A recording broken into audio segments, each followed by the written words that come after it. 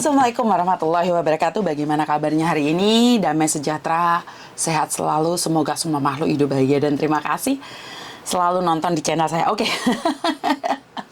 Oke. Ini sempat kemarin saya baca dari Instagram Story ya. Sebenarnya saya tidak begitu mengamati tentang Instagram ya. Sebenarnya saya nggak bisa main di Instagram sih. Cuman kemarin tanggal 21 bulan 3 itu saya sebenarnya sedikit melihat dan agak terkecoh, dan pagi ini tanggal 22 itu tentang ini, Mbak. Tentunya kalian sudah ngelihat ya. Tentunya kalian sudah tahu tentang cerita ini. Oke, singkat saja. Cerita tentang apa sih, Miss? Oke, cerita tentang bea cukai. Oke, berbicara tentang bea cukai. Ini semakin sangar aja ya pihak bea cukai. Semakin membanggakan aja cara kerja mereka. Jadi, saya sebagai warga negara yang taat peraturan, merasa bangga dengan apa yang dilakukan oleh pihak bea cukai dan tidak memandang tebang, tidak memandang bulu ya, termasuk dari anaknya Gus Dur juga dicek. Saya merasa oke, hebat sih. Nah, tapi saya tidak menyorotin bagaimana pihak bea cukai memperlakukan para pendatang ya, khususnya warga negaranya sendiri. Cuman cara mereka meninterogasi, alah, mbuh ngono kuwi lah. Cara mereka mempertanyakan keberadaan itu yang saya sering merasa aneh ya, karena saya sebenarnya pernah pulang di Indonesia dulu, di Jakarta itu pernah dapat intimidasi seperti itu. Nah, status saya memang bukan TKW, tapi kebetulan waktu itu saya dimasukkan dalam ruangan TKW. Dan mereka tuh ngancam nggak jelas gitu loh, Mbak. Dan nanyain kenapa nggak ada visanya. Kalau kita permanen, penduduk permanen, otomatis paspor saya tuh kosong blong, nggak ada apa-apanya sama sekali di paspor itu. Karena saya masih warga negara Indonesia ya, jadi paspor saya itu blank. Nggak ada apa-apanya sama sekali. Dan kebetulan saya tuh tidak ke Korea, tidak ke Jepang, tidak kemana-mana. Habis buat paspor tuh ngeblank. Nggak ada ketulisan apapun. Itu diinterogasi, Mbak. Saya cuma mikir gini loh. Di negeri saya sendiri, pegawainya itu nggak tahu loh peraturan bagaimana, seperti apa itu. Ya, saya cuma senyum-senyum aja sih. Tapi ya udahlah. Oke, ini terus kejadian lagi di salah satu mall di Jakarta dan di Bali.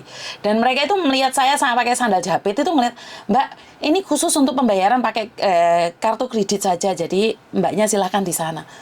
Tapi saya tetap kekeh di situ, karena saya merasa saya punya kartu kredit dong, saya nggak ada masalah.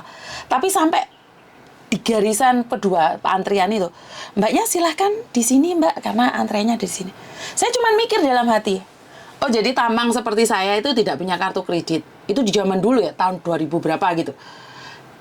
Dan saya rasa itu saya tidak pernah mengungkapkan, ya udahlah, memang saya orang miskin, jadi penampilan pakai sandal jepit itu seolah-olah tidak, dalam tanda titik koma itu tidak pantas punya kartu kredit. Nah, dan ini anaknya Gus Dur ya, anaknya Gus Dur. Saya merasa sangat aneh sekali ya, ini pegawainya sudah tua atau yang muda ya?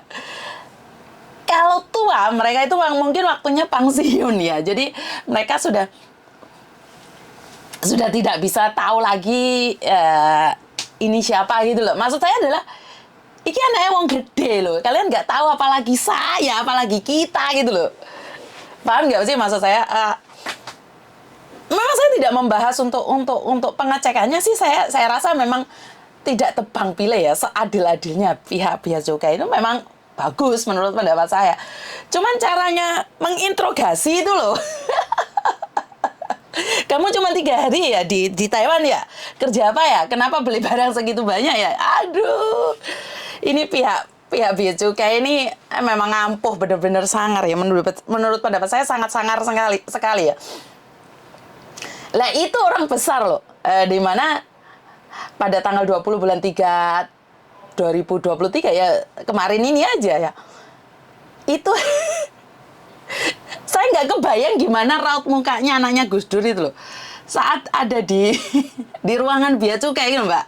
Paham nggak maksud saya? Gimana gitu loh. Oke.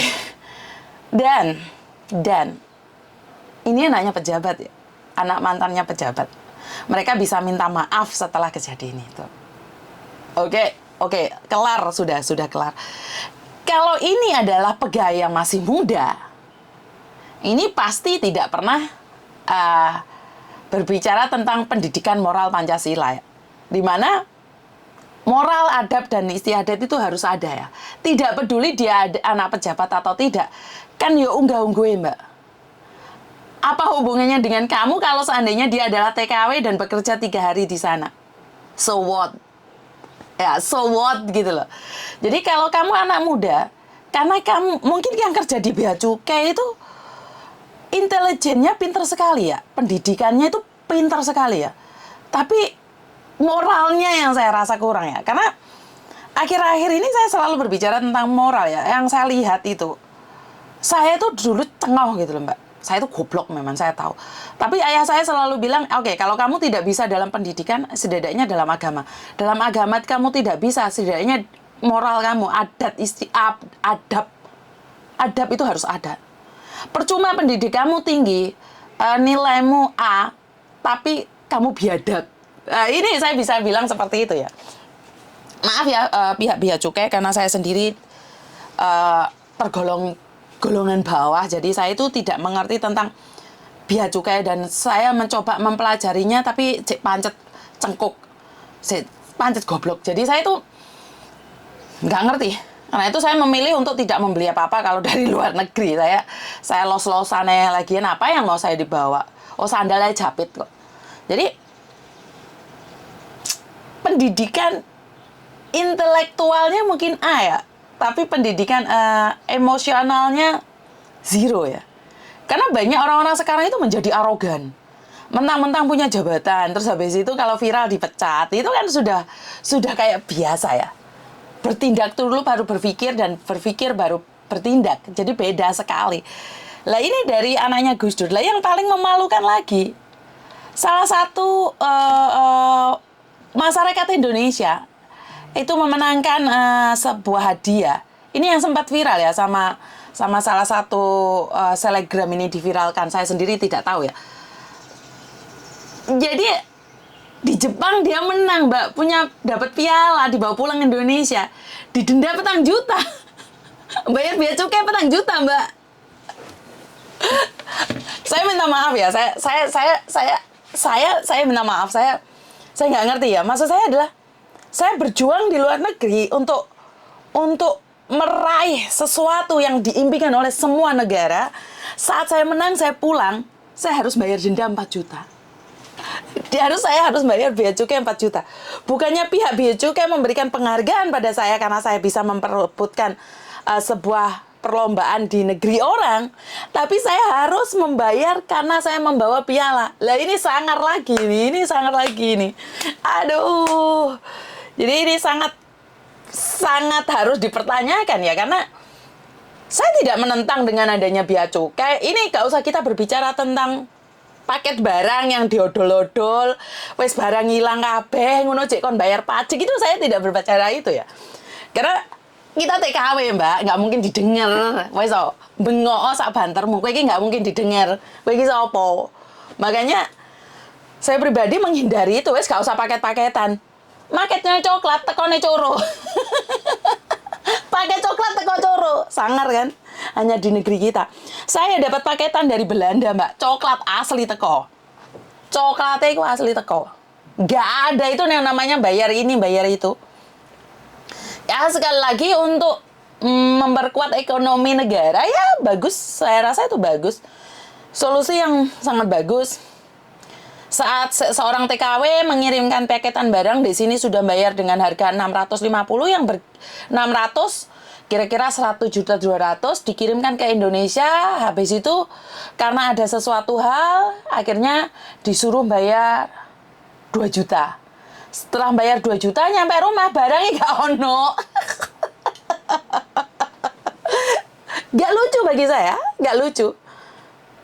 Jadi wis kira-kira 3 juta, 4 jutaan kayak ngirim, tapi barangnya teko omah gak ono, wis diodol-odol.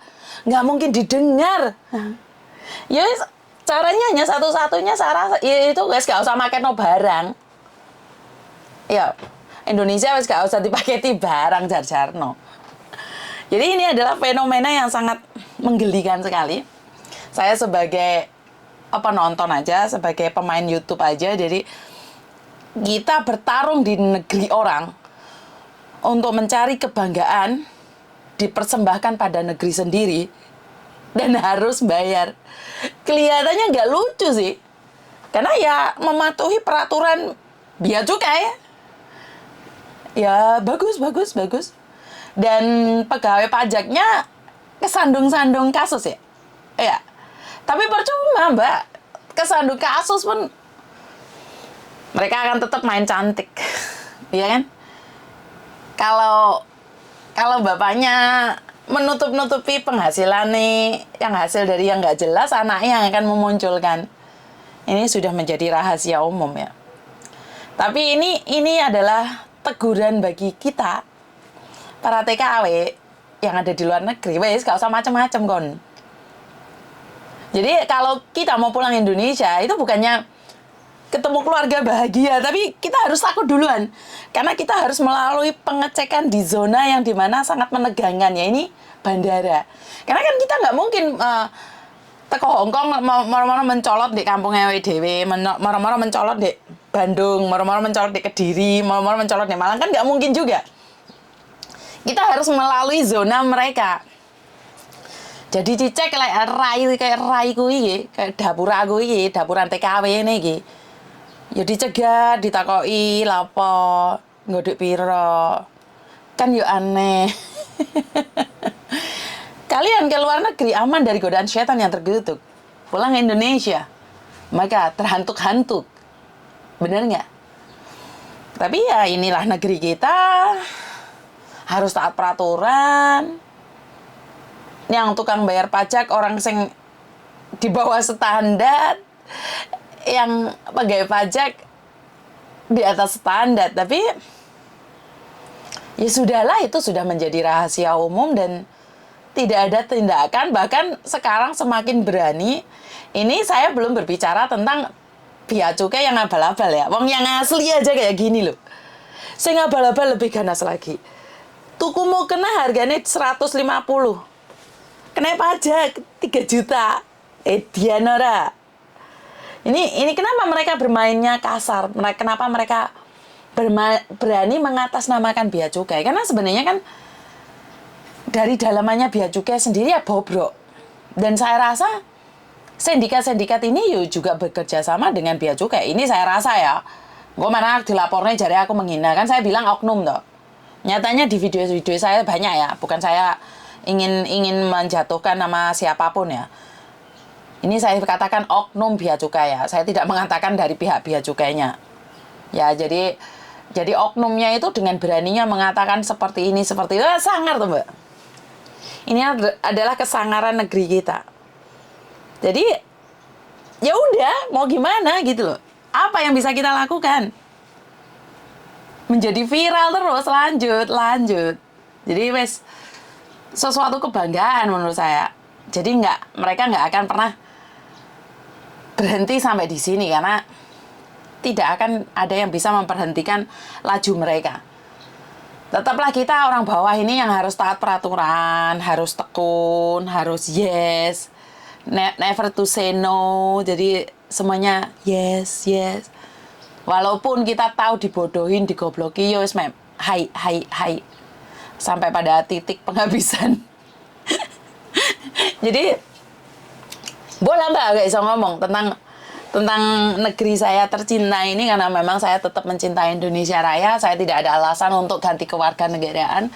Saya masih tetap bangga dengan negara saya sendiri. Jadi apapun yang terjadi di negeri saya tetap I love Indonesia. Dan saya berpikir bahwa di hari tua saya nanti saya akan pulang Indonesia. Jadi saya tidak akan pernah berpikir untuk berganti paspor. Dan pastinya bantu saya doa di hari tua nanti Pak Tony juga pindah ke Indonesia. Ya kalau syukur-syukur Thomas dapat jodoh orang Indonesia, maka kami akan pindah ke Indonesia. Bener nggak ya namanya orang berdoa? Tapi saya harap tidak ada diskriminasi karena mereka memang keturunan dari Indonesia. keturunan dari Cina. Ya kita sama-sama berdoa aja. Kurang lebihnya saya minta maaf kalau dari pihak bea cukai ada sesuatu kata yang tidak sengaja ataupun saya sengaja untuk mengatai kalian, tapi dari lubuk hati saya yang paling dalam tidak ada rasa ingin menghina atau menjatuhkan. Karena ini kita berbicara tentang fakta, di mana banyak hal yang harus kita perbaiki, dan mungkin pegawainya juga perlu ada pendidikan moral, bagaimana caranya menghormati orang lain, bukan hanya melihat penampilan. Karena kalau melihat penampilan saja sih, orang bisa berubah, Pak. Karena orang tidak tahu. Kadang-kadang banyak yang bukan pejabat seolah-olah jadi pejabat, dan yang pejabat seolah jadi orang biasa. Tapi jarang yang pejabat mau jadi orang biasa. Wes itu aja dari saya, kurang lebihnya saya minta maaf, dan wassalamualaikum warahmatullahi wabarakatuh. Berkat Tuhan mengalir atas hidup kita semua, semoga semua makhluk hidup bahagia, dan terima kasih. Bye-bye.